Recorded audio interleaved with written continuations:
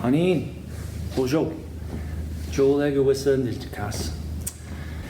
Welcome to part 4 of the history of Turtle Island. Miigwech.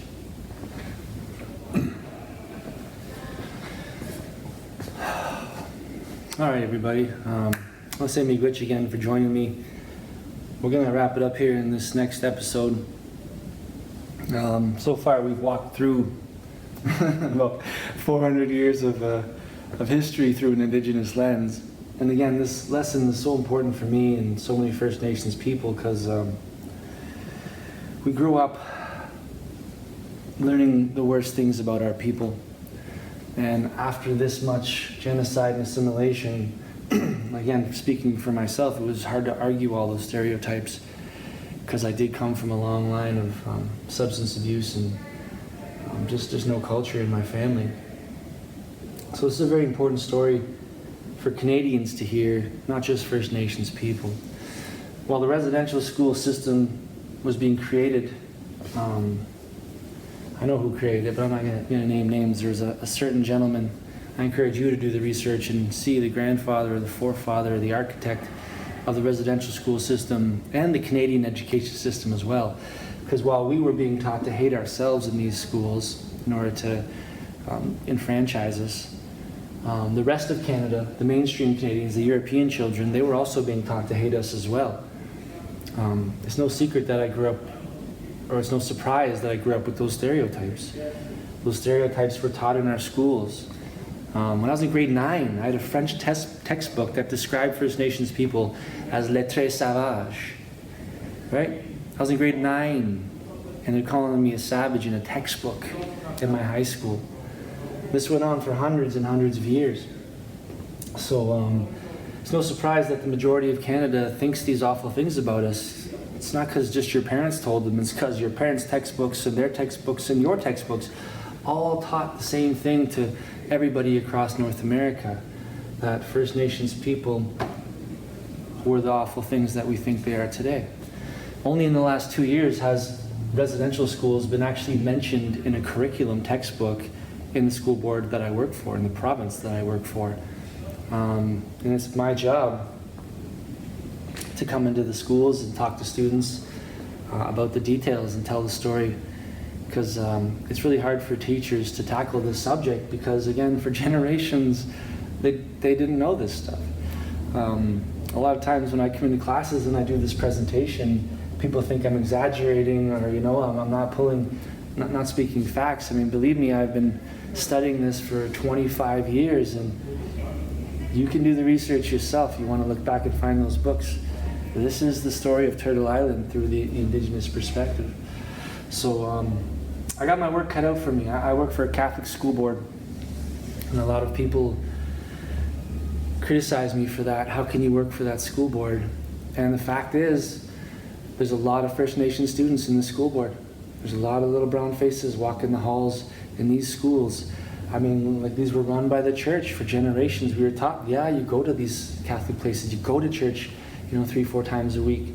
So it shouldn't surprise anyone that our Catholic schools are filled with First Nations people. I've worked for both school boards. I work for a public board and I work for the Catholic now. To be honest, I almost prefer the Catholic board because there's so much to teach and so much to learn. But also the freedom of spirituality is a little more flexible, I find, in working for the two boards. I can talk about spirit, I can talk about the Creator, I can use my bundle a little more openly in the schools, I find personally with my experience working in both boards. So, residential schools, full blown. Again, last one in 1996-97, closes in northern Turtle Island. What happened was they didn't just close because they didn't work or because they wanted to close them. What happened was media began to become a thing. Newspaper, the radio, television began to become a thing, right, in the 1940s and 30s, 50s even. So people began to find out about these places. The average human being, when they find out you are taking 5-year-old children away from their families and putting them into these schools and basically torturing and brainwashing them for 10 years, and that doesn't fly with most humans. government policy with a specific directive of, economic gain, that's one thing. But once the word started to get out, it looked really bad. So the government began to close down these schools slowly, one at a time across Canada as the media began to become more aware. But things kind of shifted from that too. I think I really want to move on from these schools because it breaks my heart to talk about it, especially as it affected me in my life. The echo, the effect, the intergenerational trauma is the word that we use to kind of describe this, because that's what we're suffering today, is the intergenerational effects of these schools. I didn't go to residential school, but my grandfather did. And my grandfather didn't hug me once growing up. Think about your grandparents.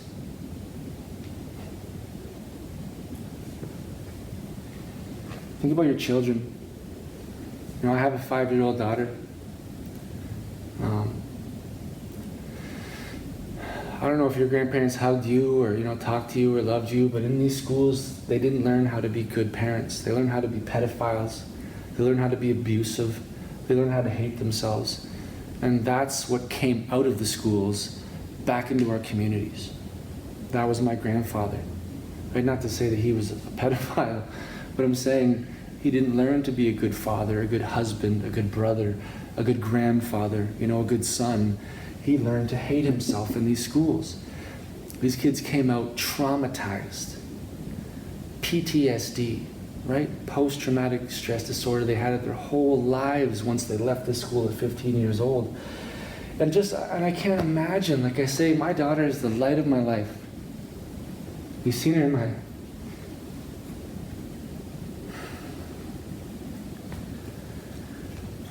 You've seen her in my videos, right? She's my sunshine. She runs up to me every time I see her, jumps into my arms. I love you so much, is what she says. Now imagine you pour 5 years of your heart and soul and life into this beautiful little child, and one day there's going to be a knock at your door, and a priest or a police officer or an Indian agent's going to be there, and they're going to take your little girl away from you. And you know where she's going. She's not going to learn English. She's going to the most unimaginable, torturous place that we've ever had here in North America. And she's going to have to live there for 10 years, and every day she's just thinking, where's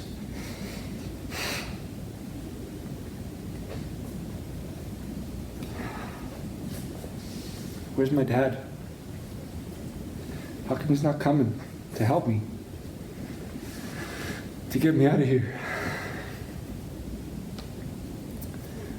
Thousands of children ran away from these places over those hundreds of years. Cheney Wenjack is a popular story that Gord Downey helped bring to light about a boy who ran away and froze to death in the snow. There's thousands of those stories. And if you lived in Quebec, they would take your child to Saskatchewan.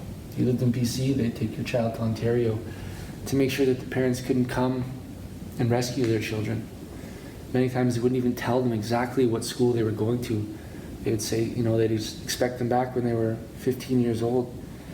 And then again, they didn't document the deaths properly, so your kid might have died when he was 9 years old and you didn't find out till he didn't get off the bus or the wagon when he was supposed to 10 years later. One thing I hear a lot about in Canada is get over it. That was a long time ago. Why are we still talking about this? It wasn't a long time ago. And even if it was, you have to understand the ripple effect that is the intergenerational trauma for our people. And again, we still don't talk about it as Canadians. If we want to reconcile our relationship between nations, every Canadian needs to hear this truth.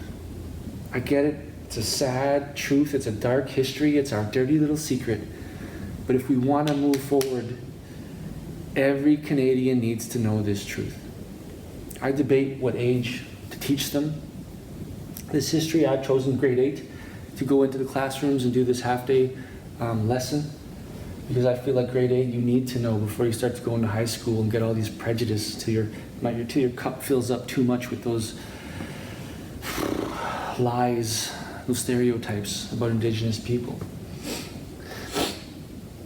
So once the residential schools kind of started to die down and Canadians started to catch wind of it, then the 60s scoop began, where they would take babies as soon as they were born from First Nations families and adopt them into non-First Nations families. Again, the whole purpose is this, right? If we can't do this anymore, what can we do? We still got to do it. We still have this financial burden that we've promised to share the resources of this land. So they began to take our children away from us and put us into white homes. Again, ship them across the country, maybe to different nations, adopt them out, so that they would never learn the true history of who they were. And they'd sign over their status so they would no longer be a burden on Her Majesty's government. That financial burden that they talk about in all those papers throughout Canadian history. So the 60s stoop went on for a very long time, and to be honest, even though it's slowed down with today's internet and media and word getting out to people, I really think that we turn a blind eye as a North American mainstream society. I think most of us don't want to know this, right? They want to believe it's ancient history and not a part of their world. But believe me, the intergenerational trauma that has occurred from this history we just talked about is real and alive, powerful and strong to this very day, right here in front of you, right? It's a long, sad story, man, that, again, you're not going to find in a lot of textbooks, but it's a part of our identity. It's part of our truth as people who live here on Turtle Island. And it's a truth that every Canadian needs to know, so that you're not looking at me that way. You know, you're not looking at that guy downtown holding the bottle, asking for change. He didn't choose to be there. He's there because of a long line of government policies that put him there. And he doesn't even know why. That's another thing. People come to me and they say, oh, well, don't First Nations people know this? You know, you're a First Nations kid in a classroom, your teacher looks at you, hey, Linda, you're First Nations, right? Why don't you tell us about residential schools? Man, you think Linda knows this? You think I knew about this? This isn't just Canada's secret that Indians know about, First Nations people know. This has been hidden and swept under the rug for hundreds of years. Nobody knows this story, unless you've gone out and researched it for the last 25 years, like I have, because I needed to know. I needed to connect the dots, because we went from this strong, powerful warrior nation that respected women and children and the earth in a balanced way, to the ugly stereotypes that I grew up with, that we grow up with every day out there in our high schools, in our schools, and on the streets of this country. As a nation, if we want to heal together, right? This is it. Side by side, brothers and sisters, respect, not controlling each other's boats. And I have to believe, for the sake of my daughter, that we'll get back to that. Right? That's what I strive for every day. And we can't get back to reconciling this until we all understand the truth about how we got to the state that we're in today. That guy down there with the bottle asking for change, in his spirit, is a strong, surviving, proud warrior. And the fact that he's alive and still here today says that more than anything else. My people are still not in a very good shape. We're in a tough condition across this country. Our suicide rates are 10 times that of the national average. Our substance abuse is 10 times the national average. The incarceration system in Canada, 65% Indigenous. Some places 90%, depending on where you live. Right? We make up 3% of the Canadian population, less than 3, but 60-some% of the jail population. That's not from bad choices, people. That's from years of government policy, genocide and assimilation. It took that long to get us in the state that we're in today. And it's going to take a long time for us to dig out of that hole. And it starts with you knowing this truth. Hearing it, feeling it, right? I have a good friend, he always says, Joel, just teach the positive stuff. Focus on the positives, you know? And I like to end on a positive note all the time because he's right. I hate teaching this story because you can tell it breaks my heart. It's very personal for me. I like the little ones. I like the feathers and the fur and the medicines and the pre-contact beauty of our culture. That's what I thrive in teaching. I couldn't do this every day because it just knocks me down so bad. But he always says, Joel, focus on the positives. Focus on the positives, man. And that's what I do. Like I say, for the most part of my job, I just focus on those positives. I try to forget about this, even though this is what drives me. But it's really hard to tell this in a positive way, and I hope I've done a semi-good job of being kind as I told it, because it's not about blaming somebody. I don't blame anybody, because those guys are all long dead. You know, I could blame the government. You know, I blame my dad for being an alcoholic, for leaving my mom when I was 7 years old. I blame my grandpa for raising him that way. And the more I dug and the more I learned, I realized blame is useless. You know, it took me years to really grasp that concept. Shame and blame and, you know, like living in this past, it doesn't help at all. What's important is today and the future, right? Where are they? The future. This is what's important. I do this work with kindergarten students because I know when they grow up to be adults, they're going to remember the beautiful teachings of the Ojibwe people. They're not going to look at Indians like, you know, a lot of Canadians do that haven't received those beautiful teachings. It's about that ripple effect for the future generations, for my children and for our nations to move forward together and get back to that beautiful relationship that I really think should never have been broken. One thing that's really driven my work is one of the prophecies of the First Nations people in the Plains. And as you know, I call my lessons White Buffalo Circles. So White Buffalo prophecy has really been inspiring to me and my father before me about the work that we do. So I just want to share that with you kind of as we wrap up these videos. In the Plains, when the buffaloes roamed freely, before that time where they were all kind of slaughtered, 1 in every 5 million buffalo was born white. Not albino.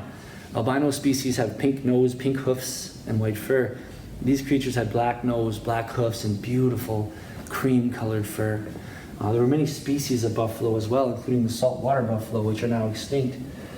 But these animals were considered sacred to these tribes, the white buffaloes.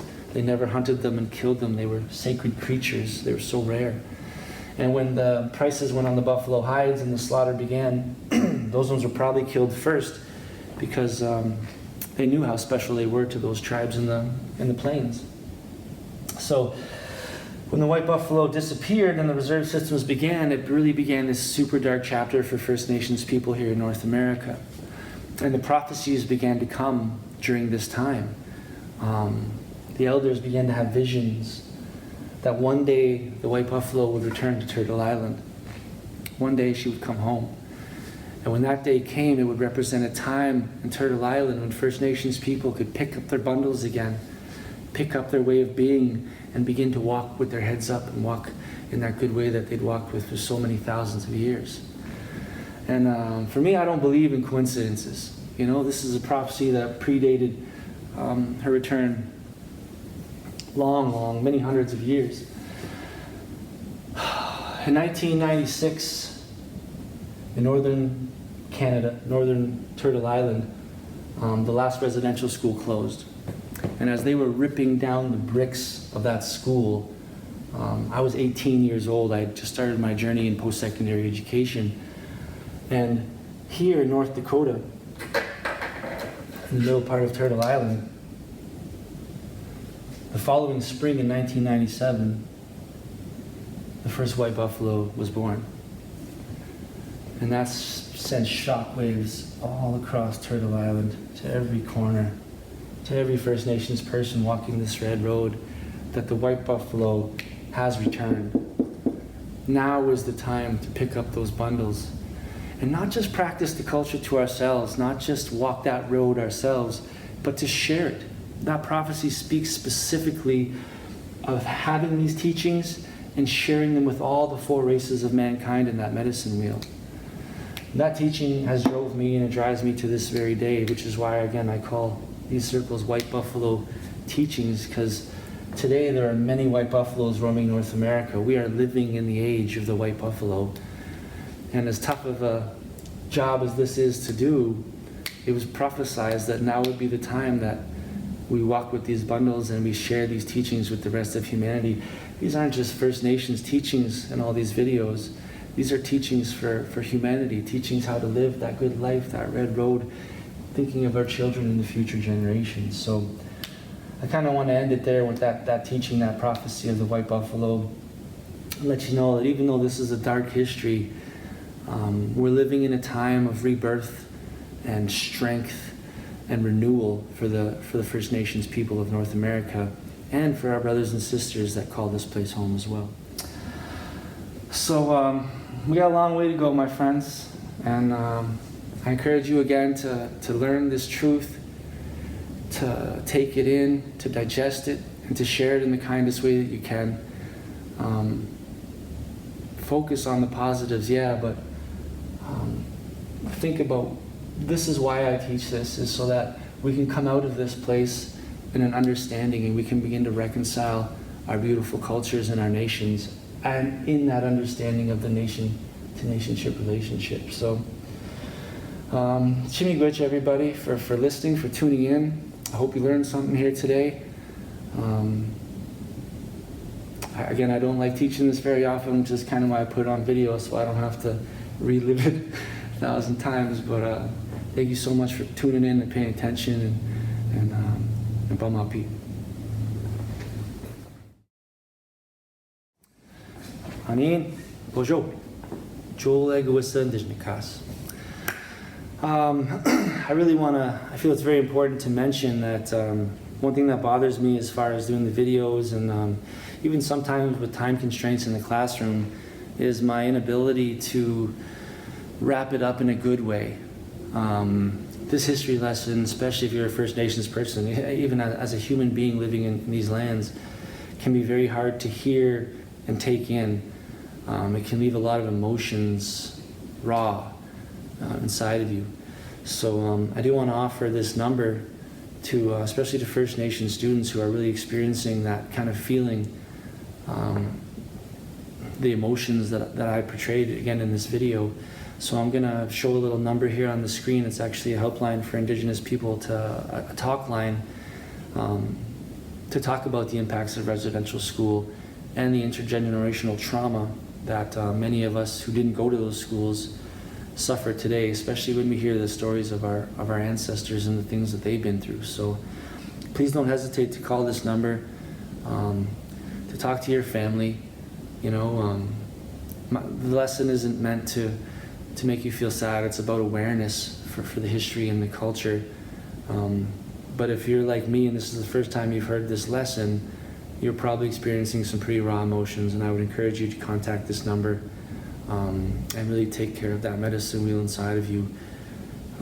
Go out and have a smudge. Go out and talk to the Creator. Go out and speak with your ancestors, because this journey of healing and gathering of knowledge is something that doesn't stop with a video or with any day, right? So thank you so much for listening and learning with me.